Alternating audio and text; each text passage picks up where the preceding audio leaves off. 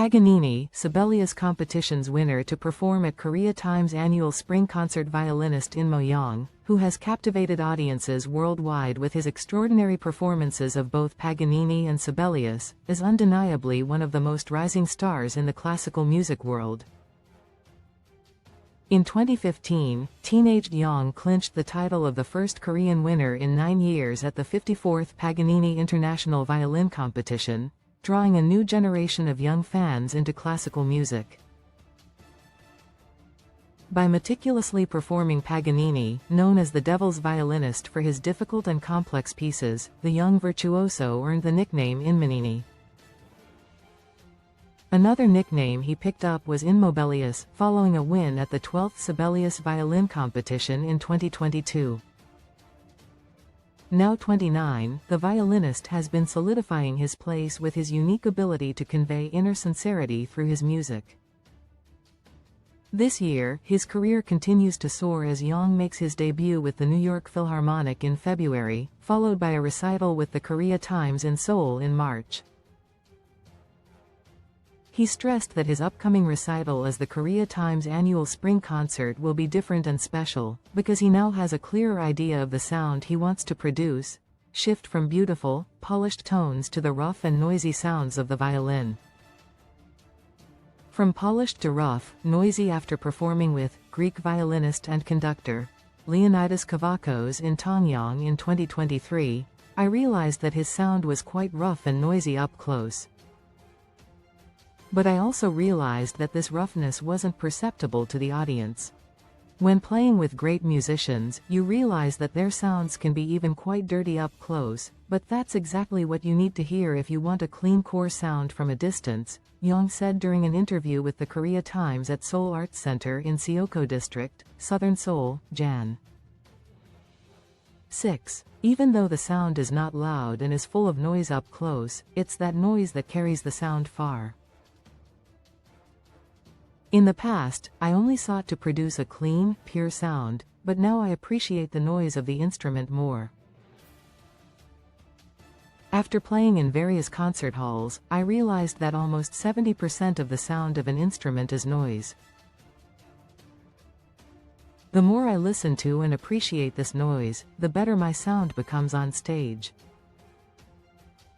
I realized that I should pay more attention to these noises myself. It was a turning point for me. Seeking out these new sounds, I believe, has broadened my musical vocabulary. Yang, a graduate of the New England Conservatory of Music in Boston, has been using a Giovanni Battista Guadagnini violin, crafted in Turin, Italy in 1772 and sponsored from 2022 as a prize for winning the Sibelius competition. He likened his violin to a companion, describing his relationship with it as akin to having a bond with another person. He pays close attention to his instrument's daily changes, similar to how one might care for a friend. However, he emphasized that the violin is also a tool. I think an instrument is something through which I can express what I want to say, and it's a tool that I use to find something bigger. I am more focused on what this tool can give me, what it can offer me personally, he said. In the same context, even if music, as a form of art, feels a bit futile in today's war and poverty-stricken world, Yang believes there are also areas that politics, law and other systems can't reach but only art can. I think artists have the ability to understand and empathize with emotions. There are definitely people who need to be protected, and I believe art can reach those people more directly. That's why I am trying to do this. Even though art is very abstract, I want to believe in its power, he said. I think this is actually on a different spectrum from politics, but I believe we're looking at the same thing. Our job is to bring to the surface the neglected and marginalized aspects that aren't often highlighted. Tribute to off-centered composers. His March recital, organized by the Korea Times, will open with Schubert's Sonatina for violin and piano in D major D. 384. It continues to include Sibelius' lesser-known pieces like Danzas Champêtres, Op. 106 and 3 pieces, Opus 116, before closing with Schubert's Rondo Brillante in B minor, d. 895. Through this program, Yang aims to shed new light on the works of Sibelius and Schubert. Both composers seem to prioritize silence over sound. Sibelius, in particular, has a knack for creating powerful moments of stillness. His endings are often so abrupt, it's almost jarring. It's as if he's simply stated his piece and then vanished. Schubert, too, has a profound understanding of the weight of silence in his music, he said. More importantly, according to Yang, both composers were off-centered musicians of the time, never fully conforming to the musical mainstream. So he described his program as a tribute to those who ventured into and were lost in the musical forests. I think there are people who don't necessarily fit into the traditional classical music lineage of Bach, Beethoven, Brahms and Wagner, but who venture into their own unique musical forests. Schubert was overshadowed by Beethoven, and Sibelius was considered an outsider in his time.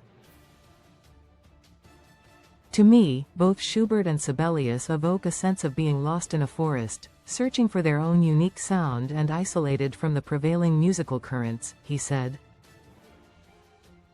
By preparing for this program, I've realized that even these lost individuals can be a source of great inspiration for us. It's not just the mainstream that shapes our history. The inspirations we receive today come from a diverse range of historical sources. For his upcoming recital in Korea, Yang didn't conceal his excitement. Performing in Korea is where I feel the most pressure to excel. My career began here, and it's all thanks to my dedicated fans that I've achieved what I have today. Even though I've competed internationally, I believe my growing international recognition is a direct result of the strong support I've received from my Korean audience, he said. The Korean audience is predominantly young, something that's unheard of in Europe. It's truly remarkable. The energy I feel when performing in Korea is unlike anywhere else. It's this enthusiasm of the younger generation that truly inspires me. Violinist Inmo Yang recital with the Korea Times will be held at Seoul Arts Center on March 16.